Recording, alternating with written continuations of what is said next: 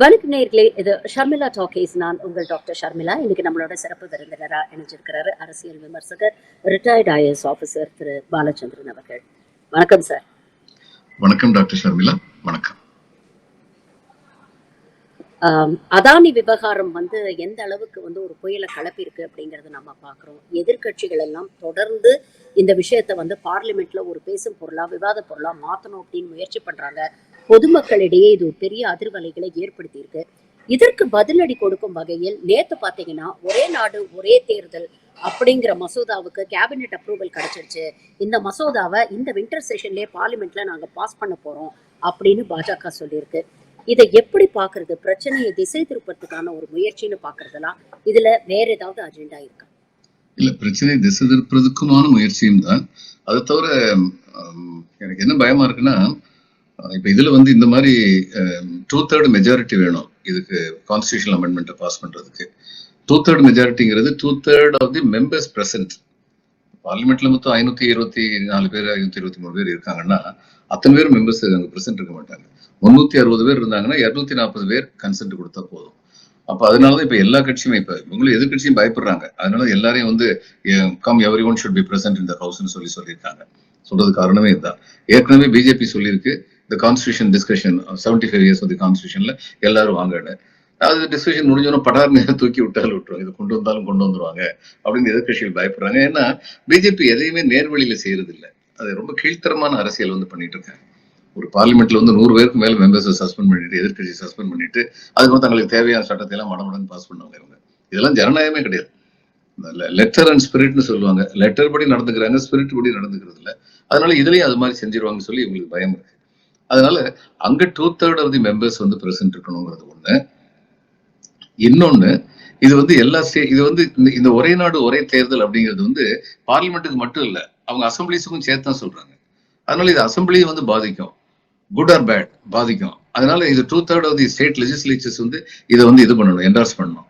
இவங்களுக்கு 2/3 of state legislature கிடைச்சிடலாம். ஏன்னா இன்னைக்கு எல்லா இடத்துலயும் இவங்க பெரும்பாலான இடங்களில் இவங்க பதவிக்கு வந்திருக்காங்க. ஆனா நாடாளுமன்றத்துல அவங்களுக்கு அந்த 2/3 ஸ்ட்ரென்த் இருக்கிறது சந்தேகம். இப்போ மெம்பர்ஸ் பிரசன்ட்லயே எல்லா கட்சியை சேர்ந்தவங்களும் மெம்பர்ஸ் பிரசன்ட் அங்க உட்காந்துருந்தாங்கன்னா அந்நேரம் இவங்களுக்கு 2/3 கிடையாது. அதனால அந்த சிரமம் இருக்கு. இதெல்லாம் எப்படி ஓவர் கம் பண்ண போறாங்கன்னு பார்க்கணும். இவங்ககிட்ட எனக்கு என்ன பயம்னா, இவங்க ஜனநாயக நெறிமுறைகளை மதிக்கிறது இல்லை. அதனால ஏதாவது ஒரு சூதுவாது பண்ணி இதை பாஸ் பண்ணி வச்சிடலாம், மெம்பர்ஸை சஸ்பெண்ட் பண்ண மாதிரி இந்த மாதிரி. இப்ப இதே ஒரு காரணமா வச்சுக்கலாம். அதானின்னு சொல்லிட்டு ஹவுஸே ஃபங்க்ஷன் பண்ண விடாம விட்டீங்க அப்படின்னு சொல்லி ஒரு காரணமா வச்சுக்கலாம். அதானியை பொறுத்த மட்டும் சில பேர் கேட்டாங்க, அவரை அங்கேயே கிரிமினல் கேஸ் அமெரிக்காவிலேயே. அதனால இங்க அவர் மேல வழக்கு தொடர்ந்து உடனடியாக அவரை அரெஸ்ட் பண்ணணும்னு சொல்லி கேட்டாங்க. இப்ப நான் அதை கேட்கல, அவர் அரெஸ்ட் பண்ணல சொல்லல. அதாவது என்னப்பா, நீ இன்னொரு நாட்டுல போய் இப்ப ஃபண்ட்ஸ் எல்லாம் ரைஸ் பண்ண, அங்க போய் நீ என்னவோ ஃப்ராட் பண்ணிட்ட, அந்த ஃபண்ட்ஸை வச்சு ஃப்ராட் பண்ணிட்ட நம்ம நாட்டுல அப்படின்னு சொல்லி அமெரிக்கால கேஸ் போட்டிருக்காங்களே, இது என்னப்பா அப்படி சொல்லி அவருக்கு நோட்டீஸ் அனுப்பினாட்ல, அவர்கிட்ட விசாரணையாவது மேற்கொள்ளணும். அல்லது இவங்க நம்ம பையன் எந்த தப்புமே பண்ணலன்னு சொல்லி நினைச்சாங்கன்னா அங்க எழுதணும் அமெரிக்காவுக்கு, நீங்க எங்களுடைய குடிமகன் ஒருத்தரை பத்தி இவ்வளவு கீழ்த்தரமா இது பண்ணீங்க, என்ன ஆதாரம் இருக்கு உங்ககிட்ட அப்படின்னு அங்க கேட்கணும். இவங்க ஆதாரமும் கேட்க மாட்டாங்க. அமெரிக்க அரசுல ஒரு டீப் கான்ஸ்பிரசி செல் ஒன்று இருக்கு. சோரோஸ் அதுல சம்பந்தப்பட்டிருக்காரு. ராகுல் காந்தி தேச துரோகி. இதெல்லாம் அட்டென்ஷனை டைவர்ட் பண்ணணுங்கிறதுக்காக பண்ற காரியம், ரொம்ப தப்பான காரியம். தொடர்ந்து பண்ணிக்கிட்டே இருக்காங்க. அது எல்லாமே பலன் அடிக்கலைங்கிறதுனாலதான் இப்ப இந்த ஒரே நாடு ஒரே தேர்தலை கொண்டு அட்டென்ஷனை டைவர்ட் பண்ணிடலாம் அப்படிங்கிறது ஒண்ணு. அதையும் தவிர இந்த ஒரே நாடு ஒரே தேர்தல்ங்கிறது அவங்க ஏற்கனவே தீர்மானம் பண்ண விஷயம். அதையும் சந்தடி சாக்கலையை நுழைச்சி விட்டுலாம் அப்படின்னு சொல்லி பாக்குறாங்க அப்படின்னு நினைக்கிறேன் நான். சார், இப்ப ஒரே நாடு ஒரே தேர்தல் அப்படிங்கிறது பாஜகவுடைய லாங் டேர்ம் அஜெண்டாவா இருந்ததுன்னா, கடந்த ஆட்சியிலேயே அவங்களுக்கு ஒரு குரூப் மெஜாரிட்டி இருந்தது. அப்பவே இதை அமல்படுத்துறதுக்கான முயற்சிகள் அவங்க எடுத்திருக்கலாம். பட் ஆனா அந்த விதமான முயற்சிகள் அவங்க எடுத்த மாதிரி தெரியல. இப்போ பாத்தீங்கன்னா அவங்க கூட்டணி கட்சிகளுடைய ஆதரவுல தான் இன்னைக்கு ஆட்சி நடத்திட்டு இருக்கிறாங்க. நீங்க சொல்ற மாதிரி 2/3 மெஜாரிட்டி தேவைப்படுது. கிட்டத்தட்ட 7-8 கான்ஸ்டிடியூஷனல் அமெண்ட்மெண்ட்ஸ் வேற இதுக்கு பண்ண வேண்டி இருக்கு. இது ஒரு லெங்தி ப்ரொசீஜர், காம்ப்ளிகேட்டட் ப்ரொசீஜரா இருக்கு. அப்படி இருக்கும் பொழுது இந்த காலகட்டத்துல இவங்க இதை கையில எடுத்ததுக்கு என்ன நோக்கம் இருக்கும் அப்படின்னு நீங்க நினைக்கிறீங்க? இல்ல, ஒண்ணு அட்டென்ஷன் டைவர்ட் பண்றது. இப்ப இதை கொண்டு வந்ததுனால எதிர்கட்சிகள் எல்லாம் இப்ப இதை பத்தி கவனிக்க வேண்டிய கட்டாயத்திற்கு உள்ளாகிறார்கள். அதனால அட்டென்ஷன் டைவர்ட் ஆகுது, நம்பர் 1. நம்பர் 2, அதுக்கப்புறம் ஸ்டாண்டிங் கமிட்டிக்கு அனுப்புங்கன்னு பின்னாடி சொல்லிக்கலாமே. உடனடியாக வந்து ஓட்டு கொண்டு வராம let be sent to standing committee அப்படின்னா ஸ்டாண்டிங் கமிட்டியில் வந்து ஆளுங்கட்சி தலைவர் இருப்பாங்க, எதிர்கட்சி தலைவர் எல்லாரும் வக்ஃப் போர்டுக்கு அது மாதிரி தான் அனுப்புனாங்க. ஆனா அங்க அனுப்பிட்டு அதுக்கப்புறம் வந்து எதிர்கட்சிகள் என்ன சொல்றாங்க, எங்க கருத்துக்களை கேட்கறதே இல்லை, என்ன ஸ்டாண்டிங் கமிட்டியில் மீட்டிங் நடத்துறீங்கன்னு சொல்லி கேட்கறாங்க. அதே மாதிரி அங்கே ஏதாவது குளறுபடி பண்றதுக்கு முயற்சி பண்ணலாம். ஸோ போன தடவை வந்து பாஸ் பண்ணல ஏன்னு சொல்லி கேட்டா என்கிட்ட அதுக்கு நேரடியான இது கிடையாது, ஆன்சர் கிடையாது. ஆனா நான் என்ன நினைக்கிறேன், ஒரே நேரத்துல எல்லாத்தையும் கொண்டு வந்தா ஏகப்பட்ட எதிர்ப்பு கிளம்புன்னு ஒவ்வொன்றா கொண்டு வரணும்னு முயற்சி பண்ணிருக்கலாம். இந்த ஜேஎன்கே ட்ரைஃபர்கேஷன் பைஃபர்கேஷன் அவங்களுக்கு ரொம்ப முக்கியமா இருந்தது.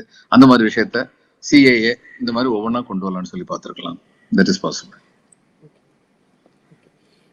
இதற்கு இடையில் தமிழ்நாட்டுல நீங்க பாத்தீங்கன்னா எக்ஸ் வலைதளத்துல பாஜகவுடைய தமிழ்நாடு அபிஷியல் ஹேண்டில் கலைஞர் அவர்களுடைய புகைப்படத்தை மிக தரக்குறைவாக ஒரு விமர்சனம், ஒரு போஸ்ட் ஒன்று போட்டிருந்தாங்க.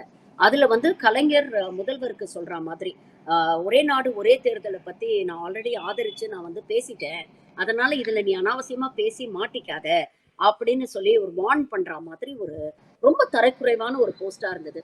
இதோடைய நோக்கம் வந்து ஒரு ஒரு ஆரோக்கியமான ஒரு விவாதத்தை, இந்த ஒரே நாடு ஒரே தேர்தலை பத்தி ஒரு ஆரோக்கியமான விவாதம் நடக்கணும் அப்படிங்கிறத தாண்டி இந்த மாதிரி ஒரு கான்ட்ரவர்ஷியல் கண்டென்ட்டை போட்டா இது ஒரு பேசும் பொருள் ஆகும், இது ஒரு டிஸ்கஷன் பாயிண்ட் ஆகும், இது ஒரு வைரல் ஆகும் அப்படிங்கிற நோக்கம் தான் பிரதானமா தெரிஞ்சது.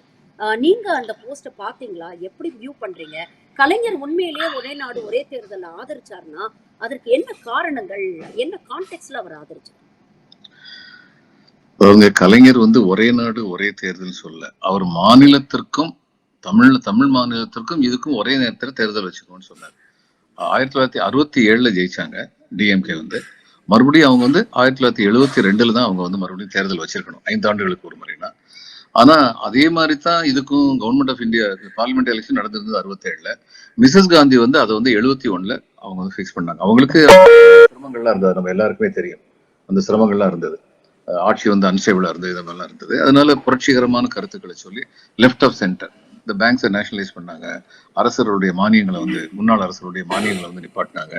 இது மாதிரிலாம் வந்து சில புரட்சிகரமான சில லெஃப்ட் ஆஃப் சென்டர் தன்னை காட்டிட்டு கரீபி ஹட்டாவ் அப்படின்னு சொல்லி வறுமையை ஒழிப்போம் அப்படிங்கிற ஒரு ஸ்லோகனை கொண்டு வந்தாங்க. இதோட சேர்ந்து தேர்தல் பண்ணும்போது கலைஞருக்கும் அவங்களுக்கும் அரசியல் நெருக்கம் அந்நேரம் இருந்தது. இவங்களும் வந்து லெஃப்ட் ஆஃப் சென்டர் குடிசை மாற்று வாரியத்துல இருந்து ஆரம்பிச்சு நிறைய பண்ணியிருந்தாங்க இவங்களும். அப்ப கலைஞர் நினைச்சாரு, 2 பேருமே சேர்ந்து இருக்கிறோம், 2 பேருக்குள்ளே சேர்ந்து சொல்லி தேர்தல் நடத்துறதுங்கிறது இன்னும் நமக்கு வசதியா இருக்கும் அப்படின்னு சொல்லி கலைஞர் நினைச்சு politically it was a very strategic step. அதை சொல்லும் போது அவர் சொன்னாரு, இன்னொரு வருஷம் கழிச்சு எதுக்கு எலெக்ஷன் வைக்கணும், இதே நேரத்தில் வச்சுட்டா, இதையும் ஒரு காரணமா சொன்னார். ஒரே நேரத்தில் வச்சுட்டா தேர்தல் செலவுகள் மிச்சம் அப்படிங்கிறது அது உண்மைதான், ஒரே நேரத்தில் வச்சா தேர்தல் செலவு மிச்சம். ஆனா அதை டிசைட் பண்ண வேண்டியது யாரு, இதுதான் முக்கியமான கேள்வி. இந்த இதுக்கு வந்து சென்டருக்கு வந்து எலெக்ஷன் நடக்கும் பொழுது நான் ஸ்டேட்டுக்கும் எலெக்ஷன் வச்சுக்கிறேன் டிசைட் பண்ற அத்தாரிட்டி வந்து கலைஞர் இருந்தது, முதலமைச்சர்களுக்கு உண்டு, அது வந்து பிரதம மந்திரி கிடையாது. அதனால இவங்க குழப்புறாங்க. இப்ப கலைஞரே சொல்லிட்டாருன்னு அப்ப ஸ்டாலின் பதில் சொல்லுவார்ல, சரி நானே சொல்லும் போது வச்சுக்கிறோம், நீங்க எதுக்கு சொல்றீங்க அப்படின்னு ஸ்டாலின் கேட்க முடியும்ல. சரி, இதுல இன்னொரு விஷயம் நம்ம பார்க்க வேண்டியிருக்கு சார். இப்போ வந்து 10 வருட ஆட்சி காலத்துல ஏகப்பட்ட மக்களுக்கு பாஜக மீது அதிருப்தி இருக்கு அப்படிங்கிறது நமக்கு தெரியும். அதனாலதான் 3வது முறை ஒரு தனி பெரும்பான்மையோட மோடிக்கு வந்து அவங்க ஒரு ஆதரவு கொடுக்கல. இன்னும் ஒரு 5 வருஷம் இல்ல 10 வருஷம் போச்சுன்னா கண்டிப்பாக பாஜக மீது இருக்கக்கூடிய அதிருப்தி, எதிர்ப்பு வாக்குகள் அதிகரிக்கும் அப்படிங்கிறது தான் ட்ரெண்டாக இருக்கும். ஒரு பக்கம் அமித்ஷா சொல்றாரு 2029லயே இதை நடைமுறைப்படுத்துவோம், இன்னொரு பக்கம் சொல்றாங்க 2034 தான் இது நடைமுறைக்கு வரும் அப்படின்னு சொல்றாங்க. ஆனா அதுக்குள்ள பாஜகவுக்கு உண்டான எதிர்ப்பு இன்னும் அதிகரிச்சிருக்காதா? அப்போ இதை நடைமுறைப்படுத்துவதில் அவங்க இன்னும் தீவிரம் காட்டுவாங்களா? இல்ல ஒருவேளை நமக்கு சாதகமா இருந்தா அதை நடைமுறைப்படுத்தலாம், இல்லைன்னா இதை எப்படியே கிடக்குல போட்டுட்டு பழைய முறைக்கே திரும்பிடலாம்னு நினைப்பாங்களா? இல்ல இதை பூஸ்ட் பண்றதுக்கு ஒரு பேக்கப் பிளான் ஏதாவது வச்சிருக்காங்க? டெல்லியில உள்ள ஒரு பத்திரிகையாளர் என்கிட்ட வந்து சொன்னாரு, 2023 சொன்னாரு, இந்த தரம் தனிப்பெரும்பான்மையோட பிஜேபி வந்துருச்சுன்னா நாட்டுக்கு தொந்தரவே இல்லைங்க, இந்த எலெக்ஷன் அது இதெல்லாம் ஒன்றும் கஷ்டப்பட வேண்டியதில்லை, அதுக்கப்புறம் எலெக்ஷனே இருக்காதுங்க அப்படின்னு சொல்லி பாதி நகைச்சுவையாகவும் பாதி சீரியஸாகவும் சொன்னாரு. இப்ப எல்லாரையுமே காம்ப்ரமைஸ் பண்ணிட்டாங்கன்னு சார் நினைக்க வேண்டியிருக்கு. இவர் வந்து சுப்ரீம் கோர்ட்டை வந்து காம்ப்ரமைஸ் பண்ணாங்க. அந்த சந்திரசூடுடைய சில வார்த்தைகள் வந்து ரொம்ப தவறான வார்த்தைகள் அவர் செஞ்சது. அவருடைய ஜட்ஜ்மெண்ட் ஒன்றும் அவருடைய அப்சர்வேஷன் ஒன்றும் மிக மிக தவறானவை. ஜேஎன்கே வந்து பைஃபர்கேட் பண்ணும்போது அவர் வந்து என்ன அப்சர்வ் பண்றாரு, இது ஒரு ஒரு ஸ்டேட்டை பைஃபர்கேட் பண்ணா அந்த ஸ்டேட் லெஜிஸ்லேச்சர் வந்து அதுக்கு பெர்மிஷன் கொடுக்கணும். மாயாவதி வந்து என்ன பண்ணாங்க, இந்த அவங்க ஸ்டேட் உத்தரப்பிரதேசம் எவ்வளவு பெரிய ஸ்டேட்னு எல்லாருக்கும் தெரியும். அதை வந்து பைஃபர்கேட் அல்லது ட்ரைஃபர்கேட் பண்ணணும்னு சொல்லும் பொழுது இவங்க லெட்டர் எழுதினாங்க. உத்தரகண்ட் மாதிரி அந்த பக்கம் அந்த தெராய் ரீஜன்லாம் இருக்குல்ல, அதுல எல்லாம் வந்து தனியா வந்து ஒரு ஸ்டேட் கொண்டு வரணும்னு இவங்க லெட்டர் எழுதினாங்க. ஆனா அந்த லெட்டருக்கு கான்ஸ்டிடியூஷனலி மதிப்பு கிடையாது. அந்த ஸ்டேட் அசம்பிளி வந்து அப்படி ஒரு ரெசல்யூஷனை பாஸ் பண்ணி அனுப்பணும். உதாரணமா பல பேருக்கு தெரியாத ஒரு காரியம், ஒரு காலத்துல இண்டிபெண்டன்ஸ் ஆன உடனே பீகார் அசம்பிளியும் வெஸ்ட் பெங்கால் அசம்பிளியும் ரெசல்யூஷன் பாஸ் பண்ணாங்க, நாங்க 2 பேரும் ஒரே ஸ்டேட்டா இருந்துக்கிறோம். இது பல பேருக்கு தெரியாது. 2 பேரும் ஒரே ஸ்டேட்டா இருக்கணுங்கிறத அப்போஸ் பண்ணது யாருன்னு சொல்லி இன்னும் பல பேருக்கு தெரியாது. அதை அப்போஸ் பண்ணது உத்தரப்பிரதேசம். ஏன்னா அவங்கதான் இருக்கிற பெரிய ஸ்டேட்டா இருந்தாங்க. இவங்க 2 பேரும் சேர்ந்துட்டாங்கன்னா இவங்க பெரிய ஸ்டேட் ஆயிடுவாங்க அப்படின்னு பயந்து போய் அவங்க அதை அப்போஸ் பண்ணாங்க. அது ஒரு வரலாறு. அது ஒரு பக்கம் இருக்கட்டும். இங்க வந்து என்னன்னா, கலைஞர் அந்நியாரம் வந்து என்ன சொன்னாரு, அவருக்கு வந்து இந்த நேரத்துல தேர்தல் நடத்துறது வந்து நமக்கு பொலிட்டிக்கலி அட்வான்டேஜியஸ். யாருமே தன்னுடைய அரசியல் ரீதியாக ஆதாயம் இருக்கு அப்படின்னா நேர்மையான ஆதாயம், நேர்மையான தேர்தலை நடத்தி நான் மறுபடியும் அதிகாரத்தை கைப்பற்றுவது வந்து ரொம்ப நேர்மையான இது. நீங்க சொல்றீங்களா அடுத்து 2029 2034, எனக்கு உண்மையில என்ன பயமா இருக்குன்னா, சந்திரசூட் வந்து அந்த அப்சர்வேஷன் தப்பு. அவர் அந்நேரம் என்ன சொன்னார் தீர்ப்புல, ஒரு ஸ்டேட் வந்து பிரசிடென்ட் ரூல்ல இருக்கும்போது ஸ்டேட் அசம்பிளிக்குள்ள எல்லா அத்தாரிட்டியும் அந்த பிரசிடென்ட்டுக்கு இருக்கு, அதனால அவர் சொல்லிட்டாரு, அது சரியா போச்சுன்னாரு. இது ஜேஎன்கே பத்தி மட்டும் சொல்லியிருந்தா பரவாயில்ல. ஜேஎன்கேக்கு ஸ்பெஷல் கன்சிடரேஷன் இருக்கு, பார்டர் ஸ்டேட்டு, வன்முறைகள் இருக்கு, வெளியில இருந்து தொந்தரவு கொடுக்குறாங்க, இது மாதிரி சில ஜென்யூன் ரீசன் இருக்கு. அதையெல்லாம் சொல்லாம பொத்தாம் பொதுவா எல்லாருக்கும் சேர்ந்து ஒரு காமன் ரூல் கொண்டு வந்துட்டாரு. ஏதாவது ஒரு ஸ்டேட் பிரசிடென்ட் ரூல்ல இருந்ததுன்னா பிரசிடென்ட் அந்த ஸ்டேட்டை என்ன வேணாலும் பண்ணலாம். அப்போ நாளைக்கு நான் கேட்கிறேன், கொச்சின் வந்து இவங்க கேரளா வந்து பிரசிடென்ட் ரூல்ல இருக்கு, உடனே அவங்க கொச்சின் நாங்க யூடியா வச்சுக்கோன்னு சொல்லி சொன்னா சரியா போயிடும். தமிழ்நாடு பிரசிடென்ட் ரூல் இருந்துச்சுன்னா நாங்க கோயம்புத்தூர் வந்து யூடியா வச்சுக்கிறோம்னு சொன்னா சரியா போயிடும். இது ரொம்ப தவறான ஒரு தீர்ப்பு. இதை பத்தி ஹிந்து தன்னுடைய எடுத்துரையில் வந்து எழுதினாங்க, இது ஒரு ரொம்ப ரொம்ப தவறான தீர்ப்புன்னு. அதே மாதிரி இன்னொன்னு அவர் பண்ணது அது இன்னும் ரொம்ப கீழ்த்தரமானதுன்னு சொல்லி நான் சொல்லுவேன். 1947 ஒர்க்கிங் வர்ஷிப்பிங் பிளேசஸ்ல எந்தெந்த ரிலிஜனுக்கு கீழே இருந்ததோ அது அப்படிதான் இருக்கும், பாபரி மசீத் தவிர வேற எந்த பிரச்சனையும் சொல்லக்கூடாதுன்னு 1991 வந்து சட்டமே போட்டாங்க. இந்த சட்டத்தை பத்தி பேசும்போது அவர் அப்சர்வேஷன் என்ன சொல்றாரு, இல்ல அதெல்லாம் மாத்தக்கூடாது, அது முஸ்லீமுக்கு இருந்ததுன்னா அல்லது ஹிந்துக்கு இருந்தா கிறிஸ்டின் யாருக்கு இருந்ததோ 1947 அதே தான் தொடரணும்.